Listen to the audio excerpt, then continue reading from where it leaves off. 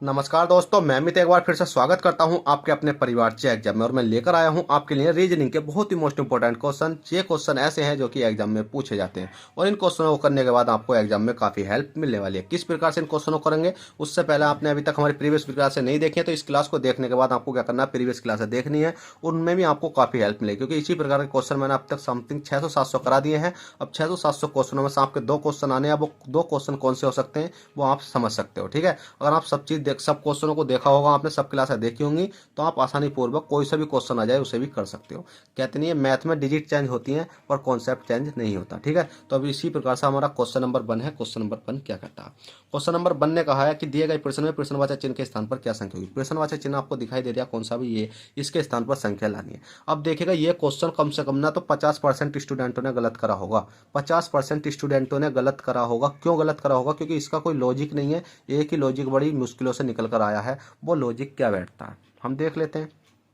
वो हमारा लॉजिक बैठता है क्या कि देखिएगा भाई, हमने 8 है और प्लस के 9 है। 8 है प्लस के 9 है। यहाँ 8 प्लस के 9 करा। ठीक है भाई, 8 प्लस के 9 करा हमने तो कितना बैठा हमारा? 8 दूनी 16 है, कितना बैठा हमारा? 17 बैठा। 17 बैठा। ठीक है भाई, 8 प्लस के 9 करने पर 17 बैठा। तो इसी प्रकार से हमने बराबर में करके देखा कि 8 प्लस के 9 करने पर 17 बैठा। 9 प्लस के 3 करने पर कितना बैठा? 9 प्लस के 3 करने पर कितना बैठेगा? 9 10 11 12। तो कितना बैठा भाई? 12 बैठा। अब आप सोचो कि 8 प्लस के 9 करने पर 17 बैठा, 9 प्लस के 3 करने पर 12 बैठा। तो देखिएगा दोस्तों, यहाँ एक मिस्टेक हो गई थी क्वेश्चन में। 8 प्लस के यहाँ कितना होगा? 4 होगा। ठीक है, क्या होगा? 8 प्लस के 4 था यहाँ। ठीक है, 4 की जगह 9 हो गया है, कोई दिक्कत नहीं है। तो आप देखिएगा 8 प्लस के जब 4 करोगे आप, कितना बैठेगा आपका? 8 प्लस के 4 करोगे तो आपका बैठेगा 12। 8 4 कितने होते हैं? 12। और 9 प्लस के 3 करोगे तो कितना बैठेगा आपका? 12 बैठेगा। मतलब ये वाली संख्या तो ऐसा जोड़ो और इन वाली संख्या को जोड़ो और दोनों संख्या बराबर आनी चाहिए। तो इसी प्रकार से आप इस वाली संख्या को देखोगे तो 6 है। 6 प्लस के 5 करोगे और उसके बाद में आप बराबर करोगे कितने? 7 प्लस के 4 करोगे। 7 प्लस के 4 करोगे तो कितना हो जाएगा आपका? इन दोनों संख्या को जोड़ो, इन दोनों को जोड़ो। 6 5 कितने होते हैं आपके? 11 होते हैं। और 7 4 कितने होते हैं आपके? 11। देखिए वो दोनों संख्या सेम निकल कर आई हैं। इसी प्रकार से आपको ये वाला करनी है कि 9 है, 9 प्लस के 3 जोड़ो और उसी प्रकार से 5 है, 5 में क्या है जोड़ो। यहाँ कौन सी संख्या जोड़ी जाएगी? तो भाई यहाँ एक संख्या ऐसी जोड़ी जाएगी जिससे कि सेम संख्या आ जाए। तो सेम संख्या निकालने के लिए पहले इसे निकालो। 9 10 11 12 कितना हो गया आपका? ये 12 हो गया। और बराबर 12 लाने के लिए कितना हो जाएगा आपका? तो 5 है, 5 6 7 8 9 10 11 12, 7 जोड़ दो। 7 और 5 कितने हो गए? 12। तो क्वेश्चन मार्क की जगह कितनी संख्या आ जाएगी आपकी? 7 आ जाएगी। और 7 ही आपके ऑप्शन में, ऑप्शन नंबर बी राइट हो जाएगा।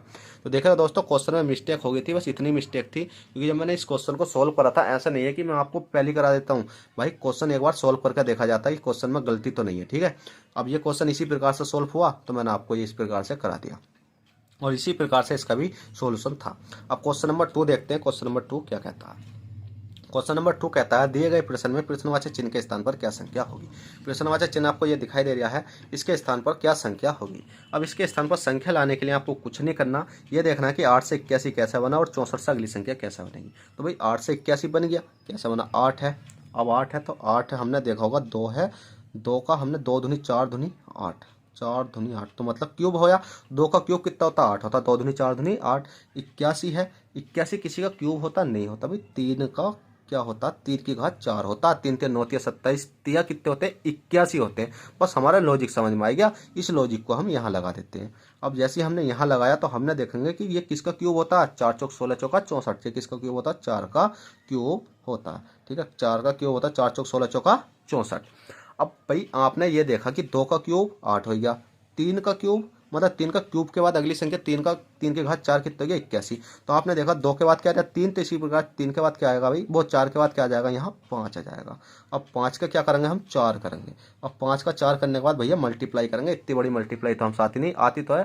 5 पंजे 25, 25 पंजे 125 और 125 पंजे कितने होते हैं आपके? 625। तो कर लेते हैं 5 गुणा 5 गुणा 5 गुणा 5। 5 पंजे 25, 25 पंजे 125, 125 पंजे 625 सिंपल है, और 625 ही आपका राइट आंसर है। और जो यहाँ पर आ जाएगा भाई, यहाँ पर आ जाएगा 625।